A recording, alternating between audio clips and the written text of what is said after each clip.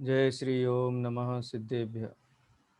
नमो अर्हन्ताणं नमो सिद्धाणं नमो आयरीयाणं नमो वज्रायाणं नमो लोये सवसाहुडं वन्दितु सवसिद्धे दोमचलमणोमवं गतिं पत्ते ओच्छामि समय पावनमो सुध केवली भणिदम् नमः समय साराय स्वानुभूत्या चकासते चित्स्वभावाय भावाय सर्वभावान्तरच्छिदे।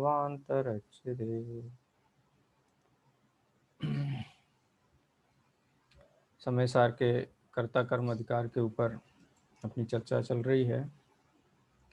चर्चा के अंतर्गत 80, 81 और 82 नंबर की गाथा, 3 गाथाओं का जो समूह है जिसमें निमित्त और उपादान इसके दृष्टिकोण से कर्ता कर्म का निश्चय किया गया है। संक्षेप में कहें तो तीनों गाथाओं में आचार्य देव ये कहते हैं कि दो द्रव्य परस्पर एक दूसरे के परिणाम में निमित्त तो हैं लेकिन कर्ता नहीं है। क्यों?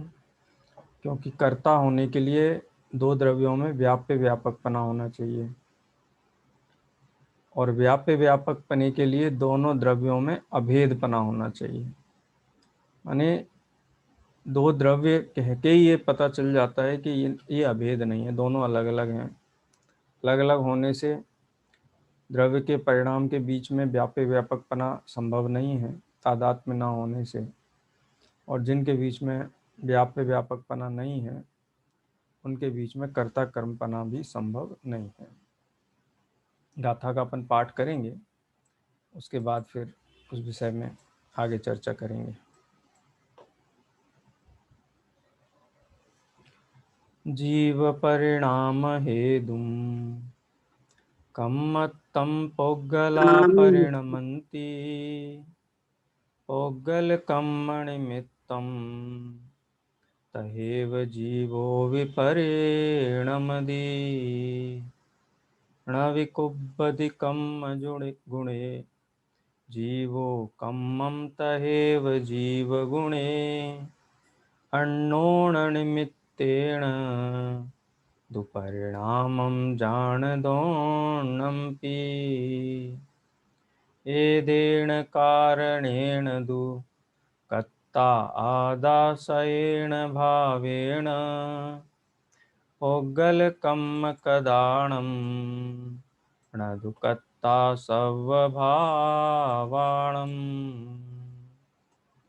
जीव के परिणाम से जड़ कर्म पुद्गल परिणमे पुद्गल कर्म के निमित्त से यह आत्मा भी परिणमे आत्मा करे कर्म आत्म गुण करे पर परस्पर परिणाम परस्पर निमित्त है। बस इसलिए यह आत्मा निज भाव का करता अन्य सब पुद्गल कर्म कृत भाव का करता नहीं।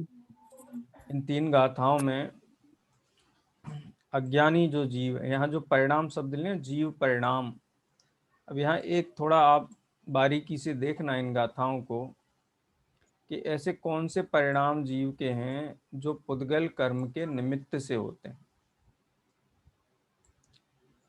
पुद्गल कर्म का उदय, उपशम, क्षय, क्षयोपशम, क्षय को यदि हम गौण भी कर दें, उदय को भी मुख्य करें क्योंकि आगे मोह आदि परिणामों का ही यहाँ पर मुख्य रूप से कर्तापना घटित किया गया है।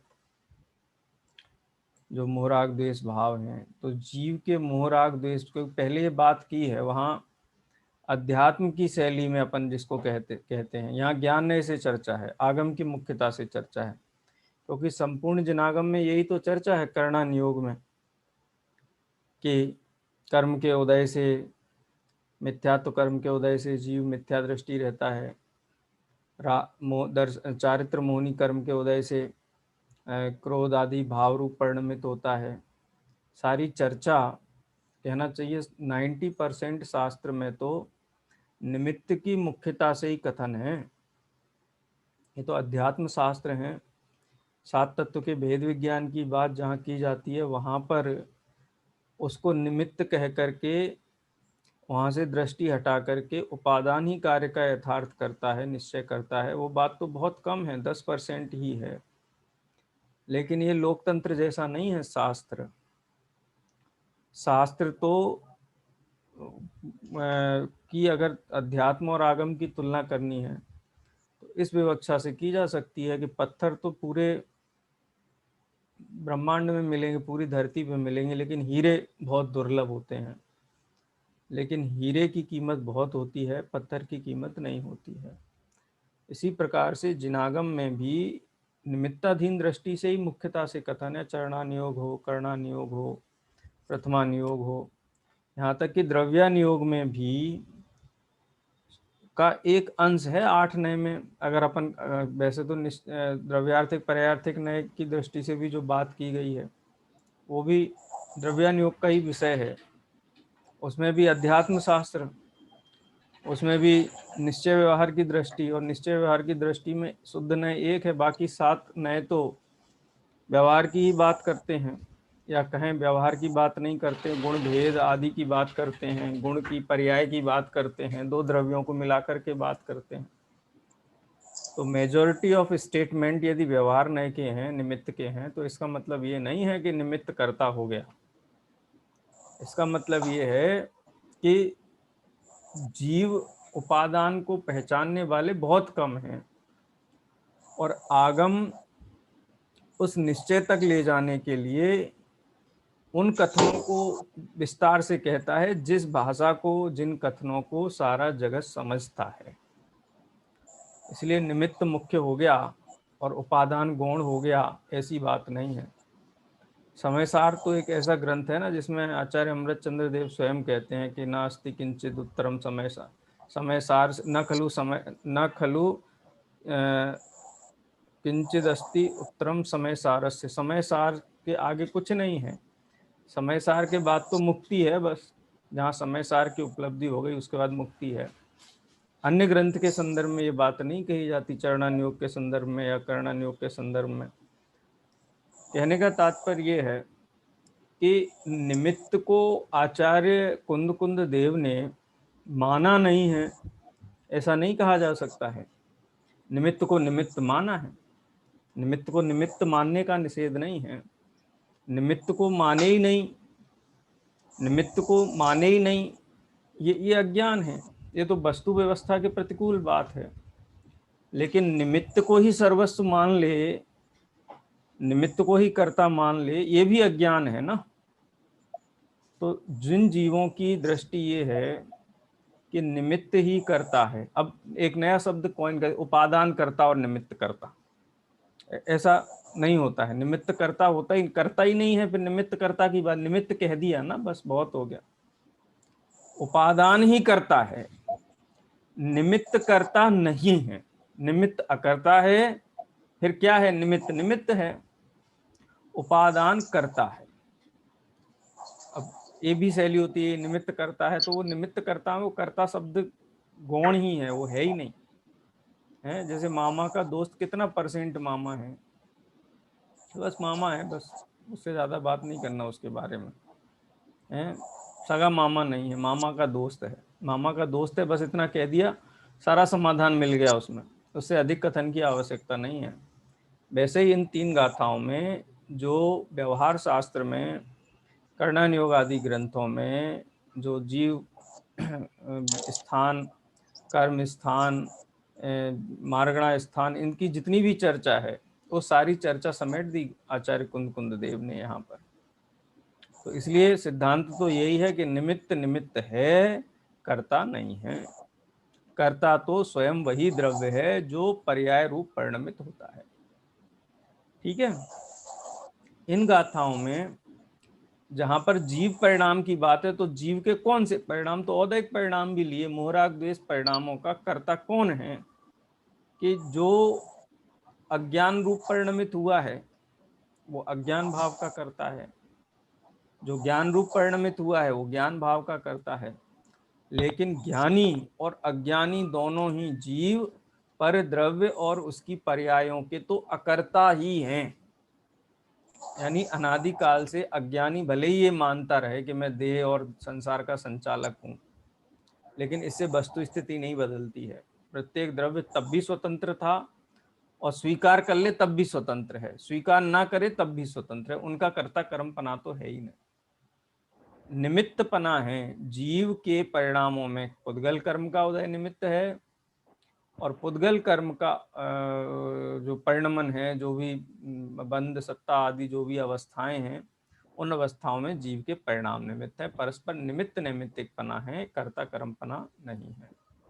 क्योंकि जीव है वो कर्म के गुणों को नहीं करता है और कर्म जीव के गुणों को नहीं करता है। गुणों माने पर्याय से ही, परिणामों से ही यहाँ अर्थ लेना चाहिए। हाँ, परस्पर निमित्त से दोनों की पर्याय होती हैं, निमित्त रूप में उसको स्वीकार किया हुआ है। इसलिए इस कारण से आत्मा स्वयं के भावों का ही करता है, और पुद्गल कर्म के कोई भी प्रकार का भाव हो, उन सर्व प्रकार के भावों का आत्मा करता नहीं। इतनी सी बात यहाँ पर आचार्य देव ने 3 गाथाओं के माध्यम से प्रस्तुत की है। उसका हमने भावानुवाद भी पढ़ा है। इतनी ही बात है, इसमें बहुत पेच नहीं है, बहुत सरल सी बात है। कल आराधना दीदी पूछ रही थी कि वो जो ज्ञान भाव ज्ञानी करे, अज्ञानी अज्ञान, द्रव्य कर्म पुद्गल करे, यह निश्चय परिमाण, वही समझ लो। वो 17वें नंबर का कलश जो हम पहले पढ़ाए हैं पूर्व रंग में, वहाँ पर जो मूल संस्कृत का कलश है वो इस प्रकार से है।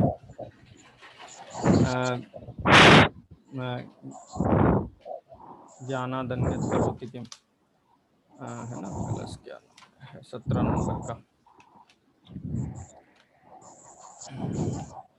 आत्मा ज्ञानम स्वयं हाँ, ज्ञानम आत्मा ज्ञानम स्वयं ज्ञानम आत्मज्ञानं स्वयं ज्ञानादन्यत् ज्ञानं करोति किम, ज्ञानानन्दं परभावस्य कर्तात्मा कर्तात्मा मोहोयम व्यवहारिणाम। ये तो व्यवहारी माने अज्ञानी, व्यवहारी जीवों का माने अज्ञानी, जिन्होंने व्यवहार को भूतार समझ लिया है, जिन्होंने पीतल को ही सोना समझ लिया है, ऐसे जीवों का अज्ञान है कि पर भाव का मैं करता हूँ, पर द्रव्य और पर पर्याय का करता हूँ। वस्तु स्थिति तो है कि ज्ञानी को ज्ञान भाव होते हैं तो वो ज्ञान भाव का करता है, अज्ञानी को अज्ञान भाव होते हैं तो अज्ञानी अज्ञान भाव का करता है। ज्ञानी अज्ञानी अज्ञान भाव का करता इसलिए नहीं हो सकता है क्योंकि उसको होते ही नहीं है, हो तो उसको करता कहे ना। अज्ञानी को ज्ञान भाव नहीं होते हैं, अज्ञान भाव होते हैं। अज्ञान भाव माने मिथ्या दर्शन ज्ञान चारित्र की बात है, वहां पर ज्ञान के परिणमन वाली बात नहीं है, वो तो उसको भी होता है। और जो पुद्गल कर्म है, चाहे वो नो कर्म हो चाहे द्रव्य कर्म हो, वो पुद्गल कर्म करता है। सर इसमें भाव कर्म को नहीं लिया ना, वस्तु का यथार्थ स्वरूप है। हाँ जी, इसमें भाव कर्म को नहीं लिया ना, पौद्गलिक कर्मों के द्वारा किए गए समस्त भावों का करता नहीं है। और जो आत्मा अपने भावों का करता है, इसमें भाव कर्म को ले लेंगे, क्योंकि आपने बोला ना कि इसमें औदैहिक भाव मोहरागदेश को भी शामिल हाँ, यहाँ सैण जो भावेण शब्द दिया है ना, यहाँ पे भाव कर्मों को लेना चाहिए इस गाथा में, क्योंकि ये ज्ञान नय की अपेक्षा से बात हो रही, आगम की विवक्षा से बात हो रही है। नहीं तो कर्म के निमित्त से आत्मा के कौन से भाव होते हैं, निमित्त नैमित्तिक पने की बात हो रही ना यहाँ तो। नहीं, पर जो भाव कर्म है वो तो जीव स्वयं करता है ना। हाँ, स्वयं करता है, लेकिन कौन सा जीव, भाव कर्म रूप परिणमित जीव। भाव कर्म रूप परिणमित जीव कौन है, ज्ञानी। ज्ञानी भी अज्ञानी दोनों ही हैं। सभी हैं, सभी हैं। हाँ, लेकिन ज्ञानी और अज्ञानी की दृष्टि में अंतर है। दृष्टि में क्या अंतर है, अज्ञानी जीव भाव ज्ञानी अपना स्वरूप भाव कर्ममय जानता है, हाँ और ज्ञानी जीव भाव कर्म से पार, भाव भाव कर्म से अपने रहित। स्वरूप को जानता है। ठीक है, चलिए अब इसका भावार्थ पढ़ते हैं। टीका भी बहुत संक्षिप्त है, उसका अनुवाद भी यहाँ पर प्रस्तुत किया गया है। हाँ प्रीति जी पढ़िए, आप पढ़िए।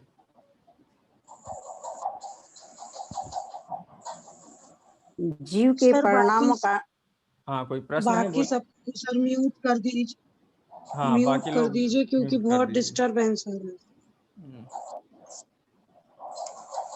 जीव के परिणामों का निमित्त पाकर पुद्गल कारण वर्गणाएं कर्म रूप परिणमित होते हैं, तथा जीव भी पुद्गल कर्मों के निमित्त से परिणाम करता है।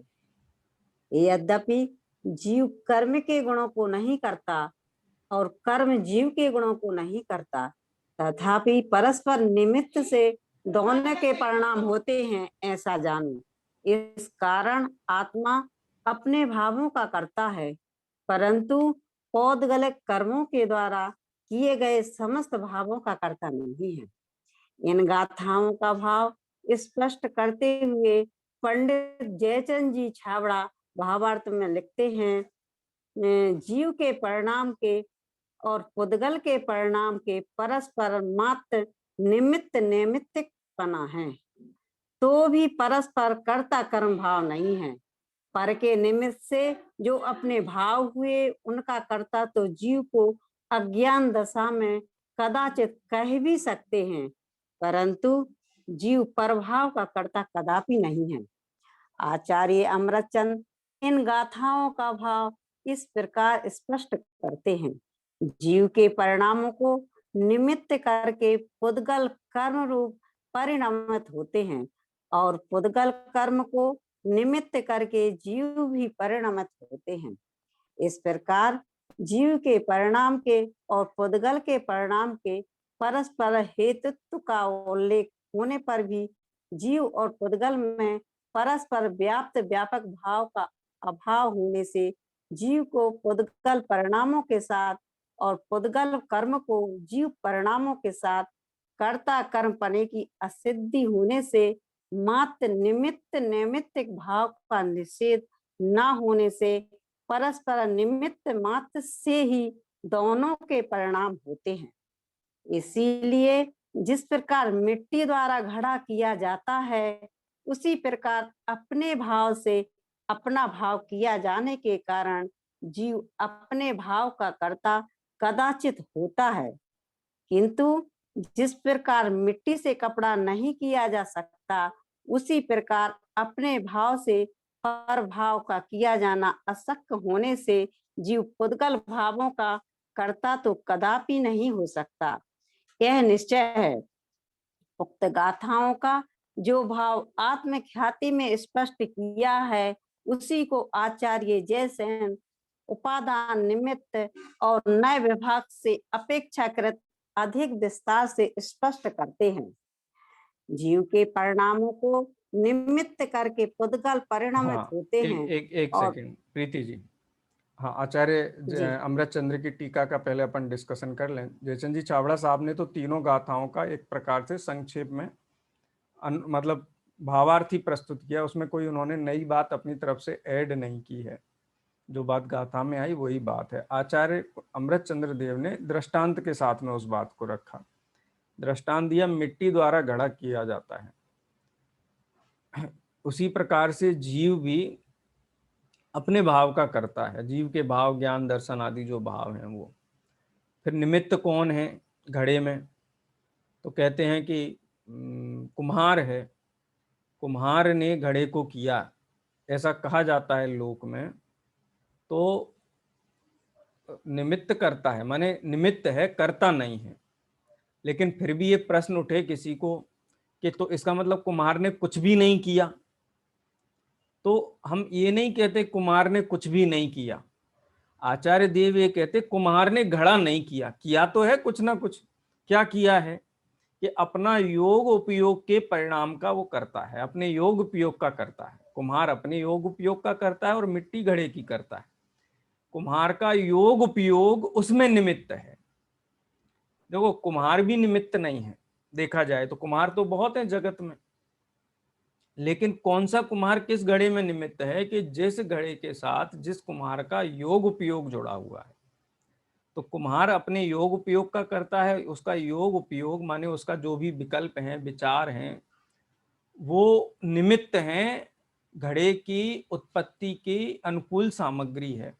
एक और बहुत बारीक लेकिन बहुत महत्वपूर्ण बात है, आप ये बिल्कुल गांठ बांध लेना, जब भी आप निमित्त उपादान की चर्चा करें पढ़ें तो ये बात हमेशा ध्यान में रखना कि निमित्त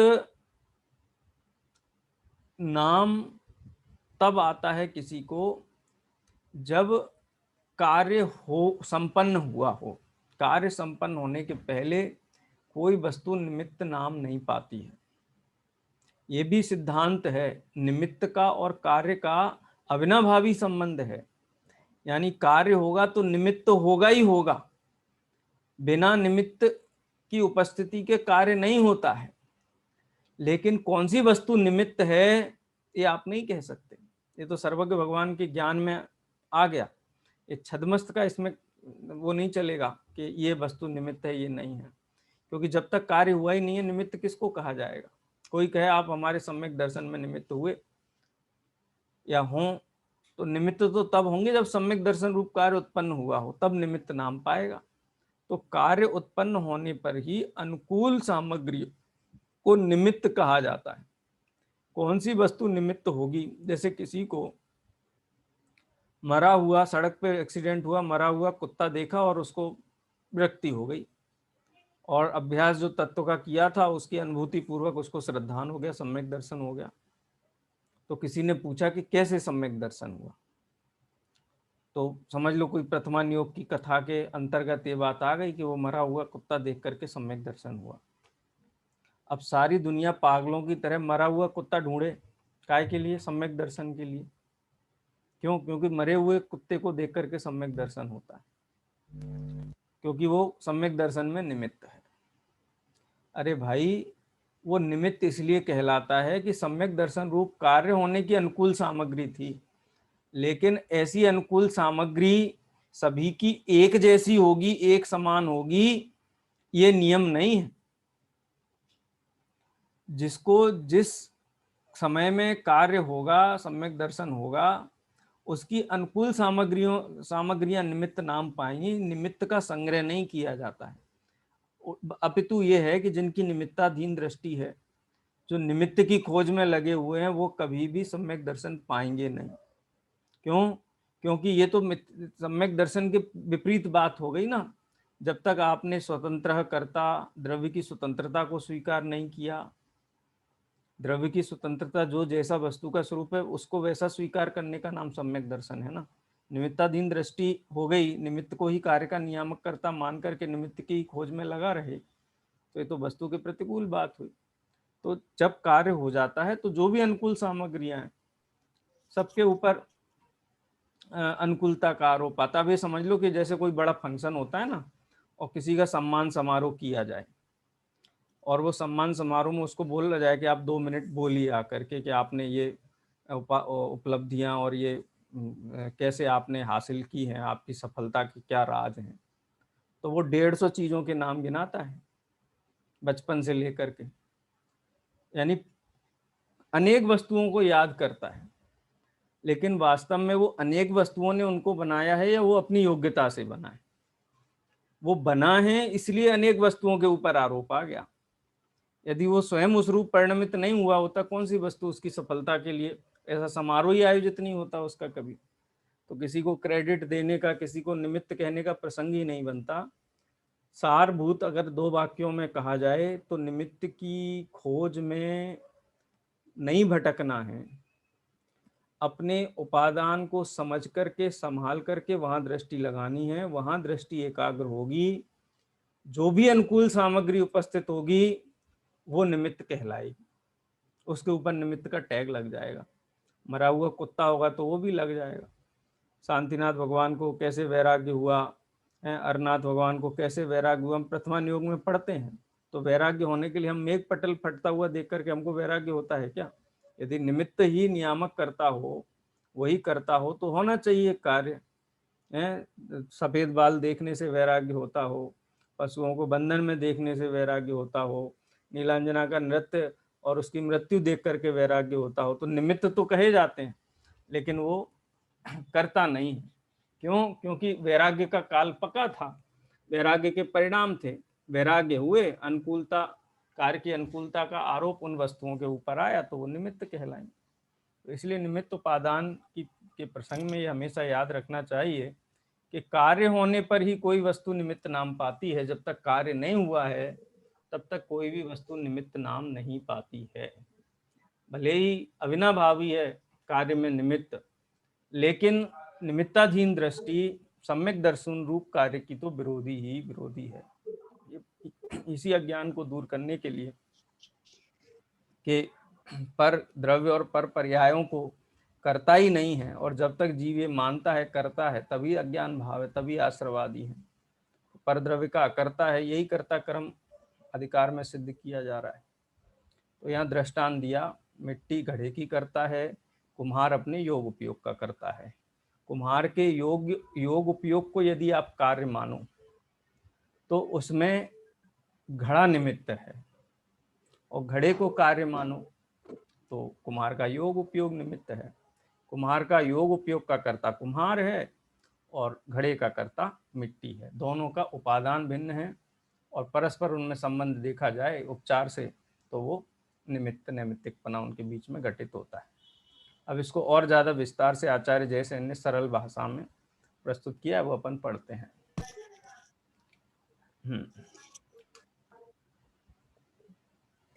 जीव के परिणामों को निमित्त करके प्रीति जी किसी और को अवसर देते हैं, सभी लोग जिसे सक्रिय हैं कक्षा में जी। हाँ, और कौन पढ़ना चाहता है? किरण जी, विदिशा पढ़िए। जी सर। उक्त गाथाओं का जो भाव आत्मख्याति में स्पष्ट किया है उसी को आचार्य जयसेन उपादान निमित्त और नए विभाग से अपेक्षाकृत अधिक विस्तार से स्पष्ट करते हैं। जीव के परिणामों को निमित्त करके पुद्गल परिणमित होते हैं और पुद्गल कर्म को निमित्त करके जीव परिणमित होते हैं। 80वीं गाथा में समागत उक्त कथन का आशय आचार्य जयसेन तात्पर्य वृत्ति में इस प्रकार स्पष्ट करते हैं। जिस प्रकार कुम्हार के निमित्त से मिट्टी घड़े के रूप में परिणमित होती है, उसी प्रकार जीव संबंधी मिथ्यात्व व रागादि परिणामों का निमित्त पाकर कारमान वर्गना रूप पुद्गल द्रव्य कर्म रूप में परिणमित होता है। इसी प्रकार जिस प्रकार घट का निमित्त पाकर कुम्हार मैं घड़े को बनाता हूँ, इस प्रकार के भाव रूप परिणमित करता है, उसी प्रकार उदय में आए हुए जब कर्मों का निमित्त पाकर जीव निर्विकार चिच्छ मतकार परिणति को प्राप्त नहीं होता हुआ मिथ्या और रागादि रूप विभाव रूप परिणमन करता है।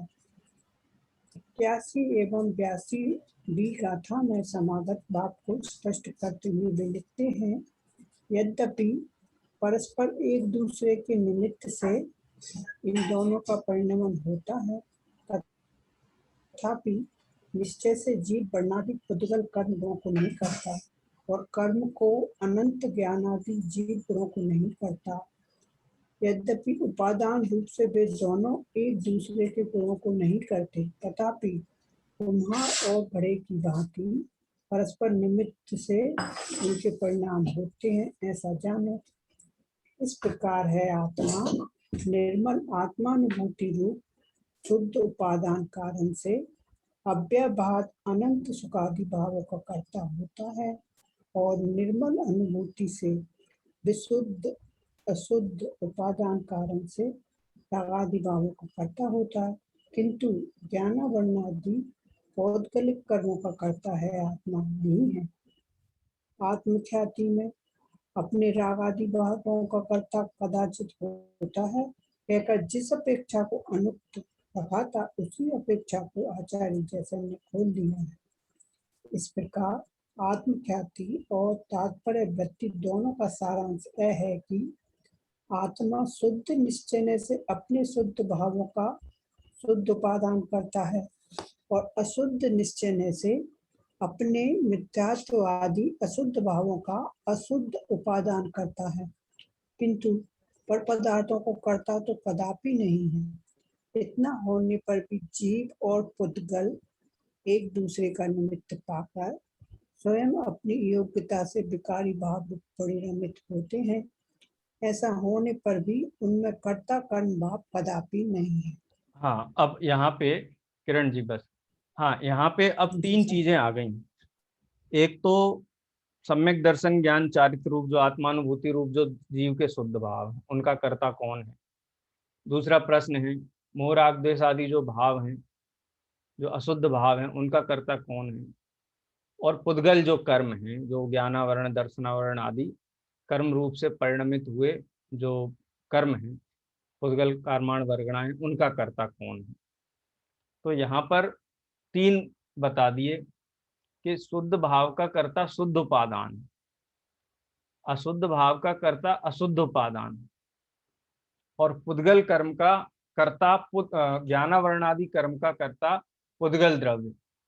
क्योंकि जीव और पुद्गल दोनों भिन्न भिन्न द्रव्य हैं, लेकिन जीव में होने वाले शुद्ध अशुद्ध जो भाव हैं, क्योंकि यहाँ दृष्टि के विषय आत्मा की बात नहीं है, यहाँ पर्याय सापेक्ष बात हो रही है। और पूरे कर्ता कर्म अधिकार में यही आचार्य देव कह रहे हैं कि आत्मा अपने भाव का करता है और पर भाव का करता है। अपने भाव दो प्रकार के हो गए, एक शुद्ध भाव एक अशुद्ध भाव। शुद्ध भाव का कर्ता शुद्ध उपादान और अशुद्ध भाव का कर्ता अशुद्ध उपादान। अशुद्ध उपादान माने अज्ञानी, वही बात जो 17वें नंबर के कलश में आई, आत्मा ज्ञानम स्वयं ज्ञानम ज्ञानादन्यत करोति किम पर भावस्य कर्तात्मा मोहोयम व्यवहारिणाम।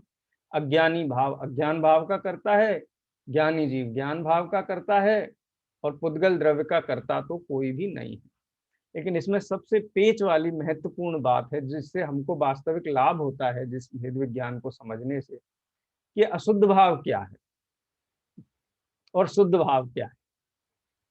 अशुद्ध भाव क्या है उसको हम डिफाइन करें तो यह आत्मा पर द्रव्य का कर्ता भोक्ता है, ये भाव अशुद्ध भाव है। कुम्हार का ये भाव कि मैं घड़े को बनाता हूं, ये उसका जो योग उपयोग रूप भाव, ये उसका अशुद्ध भाव है। वास्तव में वो भी ज्ञाता ही है। अज्ञानी जीव और ज्ञानी जीव के बीच में इतना ही फर्क है, ज्ञानी भी ज्ञाता है, अज्ञानी भी ज्ञाता है, लेकिन ज्ञानी जीव ज्ञाता होकर के अपने आप को ज्ञाता ही मानता है। अज्ञानी जीव ज्ञाता होता हुआ भी परद्रव्य का स्वयं को कर्ता मानता है। तो कर्ता मानना ही उसकी अशुद्धता है। कर्ता मानना छोड़ दे तो अशुद्ध भाव ही नहीं होगा।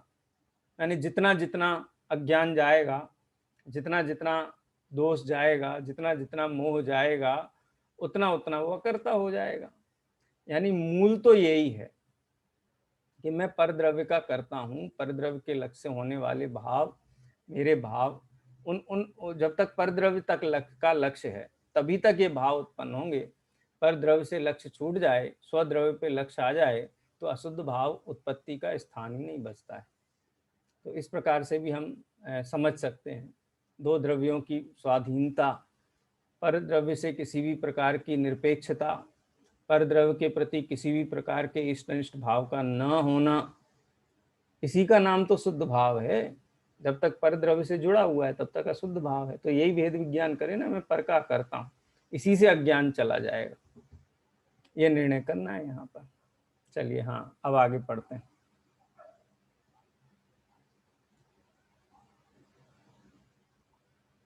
यहाँ एक प्रश्न उपस्थित होता है, कौन पढ़ेगा? सर मैं पढ़ूं? किरण जी भोपाल से। हाँ पढ़िए किरण जी भोपाल से पढ़िए। यहाँ एक प्रश्न उपस्थित होता है कि विगत गाथाओं में तो आचार्य देव यह समझाते आ रहे थे कि आत्मा रागादि भावों के जानने रूप ज्ञान का कर्ता होने पर भी रागादि भावों का कर्ता नहीं है, क्योंकि वे पुद्गल हैं, पुद्गल के परिणाम हैं। और अब यहाँ यह कह रहे हैं कि अशुद्ध निश्चय से आत्मा उन रागादि भावों का करता है, क्योंकि वे आत्मा के स्वयं के अशुद्ध भाव, स्वयं का परिणाम स्वयं के द्वारा ही किया जाता है। इस नियम के अनुसार वहाँ सग परिणामम स्वयं के परिणाम की चर्चा करते हुए स्व को जानने वाले स्वयं ज्ञान भाव को स्वयं का परिणाम कहकर उसका कर्ता आत्मा को कहा था, और रागादि विभाव भावों को पुद्गल का परिणाम कहकर उनके कर्तृत्व का निषेध किया था। किंतु यहाँ रागादि भावों को स्वयं का परिणाम कहकर उसी नियम के अनुसार रागादि का कर्ता आत्मा को कहा जा रहा है। यह अंतर क्यों है? इस शंका का समाधान स्वामी जी इस प्रकार करते हैं। पिछली 75 से 79 गाथाओं में भेद ज्ञान की अपेक्षा कथन था, अतः वहाँ जीव के परिणाम का अर्थ निर्मल बीतरागी परिणाम किया गया था, जबकि यहाँ अज्ञानी की अपेक्षा बात है, अतः यहाँ परिणाम का अर्थ विकारी परिणाम है। पहले अपने परिणाम को जानता हुआ आत्मा, ऐसा जो कहा था, उस कथन में जीव के निर्मल बीतरागी परिणाम की बात थी, तथा पुद्गल पर के परिणाम को नहीं जानता है, ऐसा जो कहा था, उसमें भी पर के परिणाम अर्थात जीव के निर्मल बीतरागी परिणाम की बात थी। यहाँ अज्ञानी की बात है, अर्थात मिथ्यात्व व राग देश के परिणाम को यहाँ जीव का परिणाम कहा है, तथा जड़ कर्म की दशा को पुद्गल परिणाम कहा है। उन दोनों के परस्पर निमित्त पना मात्र है, अर्थात जीव के विकारी परिणामों में पुद्गल कर्म के परिणामों का निमित्त है, तथा पुद्गल कर्म का उदय जीव के राग देश परिणाम का निमित्त है। तथापि इन दोनों के कर्ता कर्म पना नहीं है। अज्ञान दशा में जीव मिथ्यात्व व राग देश का कर्ता है, परंतु पर भाव का कर्ता तो कदापि नहीं है। कर्म को बांधे तो कर्म की पर्याय ही बांधे, और छोड़े तो कर्म की पर्याय ही कर्म को छोड़े। आत्मा उसके बांधने अथवा छोड़ने की क्रिया का कर्ता नहीं है। जीव देह की अवस्था को करे, ऐसा भी कभी नहीं बनता। जीव अज्ञान बस शरीर को ऐसा चलाऊं, ऐसे राग को करता है, और इस कारण वह राग का कर्ता तो है, परंतु देह की अवस्था का कर्ता त्रिकाल में कभी नहीं हो सकता। भाई, यह बात बड़े धैर्य व शांति से समझने की है। यह आत्मा अनादिकाल से ही पर के कर्तत्वादि की मान्यता से इस प्रकार ग्रस्त है कि अनेक युक्तियों और आगम के आधार पर बारंबार समझाए जाने पर भी मिथ्यात्व के जोर से इसकी यह कर्तापने की बुद्धि टूटती नहीं है, छूटती नहीं है। जब तक यह आत्मा अवीक्षण ज्ञानोपयोग के द्वारा मैं पर का कर्ता होता नहीं हूँ, ऐसे निरंतर चिंतन के द्वारा उक्त कर्तृत्व बुद्धि को छीन नहीं करेगा, तब तक वह अनादिकालीन मिथ्या मान्यता छूटने वाली नहीं है, टूटने वाली नहीं है। यही कारण है कि आचार्य देव उक्त मिथ्या मान्यता पर बारंबार तीव्र प्रहार करते हैं और वस्तु के पारमार्थिक सत्य को हम सबके गले उतारना चाहते हैं। उक्त संपूर्ण प्रकरण का एक यही तात्पर्य है कि आत्मा पर भावों का कर्ता नहीं है। यही कारण है कि आगामी गाथा में निष्कर्ष के रूप में आचार्य देव यह कहते हैं कि निश्चय न से यह आत्मा अपने ही विकारी अविकारी भावों का कर्ता भोगता है। इस प्रकार से 3 गाथाओं में आचार्य देव ने समझाया कि पर द्रव्य का करता हूँ ऐसा अज्ञान भाव जिस अज्ञानी को होता है, वो अज्ञानी मात्र उसी अज्ञान भाव का करता है, पर द्रव्य का तो अकर्ता ही है। और ये बात अगर उसको समझ में आ जाए कि मैं पर का करता हूँ और अनुभूति पूर्वक उसको स्वीकार करे, तो उसको इस प्रकार का अज्ञान भाव भी मिट जाता है और वो ज्ञान भाव का ही करता रह जाता है। यहाँ पर्याय का कर्ता और अकर्तापने की बात है, ये दृष्टि के विषय की बात नहीं है। यहाँ निमित्त नैमित्तिकपना जो घटाया है वो आगम की शैली में घटाया है। पिछली जो 76, 77, 78 और 79 नंबर की गाथा थी, वहाँ पर रागादि भाव का अकर्ता कहा था और यहाँ पर कर्ता कहा गया है। तो इस दोनों के प्रकरण अलग अलग हैं, उन प्रकरणों के हिसाब से ही इन गाथाओं को समझना चाहिए। समय हो गया है, मैं अब यहीं विराम लेता हूँ। जिनवाणी स्तुति करेंगे। निज निधि निज में बताई, यह अनंत उपकार है, इसके लिए जिन वाणी माँ को वंदना सतवा।